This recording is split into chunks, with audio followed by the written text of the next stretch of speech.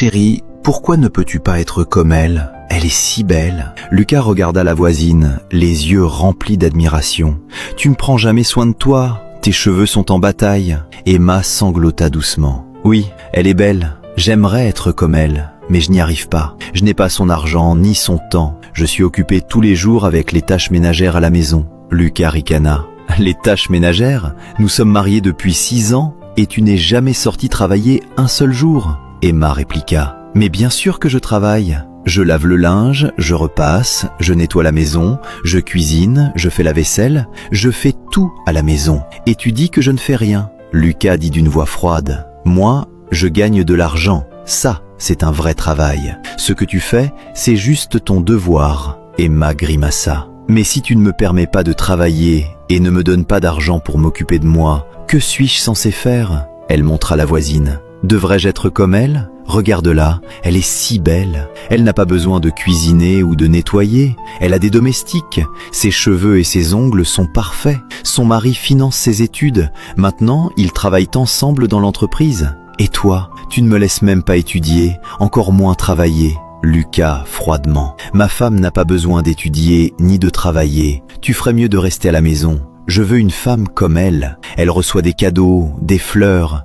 Et toi, tu ne fais que te plaindre. Finalement, Lucas donna un choix à Emma. Emma, habille-toi avec de nouveaux vêtements et rends-toi belle. Ou divorçons. Prends tes affaires et pars. Tu es un fardeau pour moi. Emma, les yeux pleins de larmes. Lucas, écoute-moi. Tu vis dans un monde parallèle. Tu veux que je ressemble à un mannequin de magazine? Mais le budget que tu me donnes ne suffit même pas pour une semaine de vie. J'ai vu comment tu regardes cette femme. Je porte un vieux peignoir et tu me compares à elle. Lucas, impatient. Bien sûr, tu ne peux pas rivaliser avec elle. Tu perds complètement. Elle marche avec assurance, porte des talons hauts, sent le parfum, tandis que toi, tu traînes des chaussons et le bruit de tes pas me met de mauvaise humeur. Elle est confiante parce que son mari l'admire. Et toi, en 6 ans, tu as détruit mon estime de moi. Emma répliqua. L'argent que tu me donnes, je le gère de façon très ordonnée. J'achète des marques bon marché, je marche 30 rues pour économiser,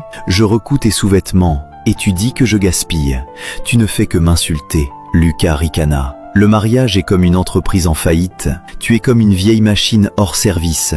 Je n'ai pas besoin de toi. Emma le regarda avec colère. Et les vœux alors? Dans la pauvreté et la santé, nous devions être ensemble. Tu as détruit mon estime de moi et tu veux maintenant me jeter. Je frotte le sol et tu m'appelles la reine du rinçage?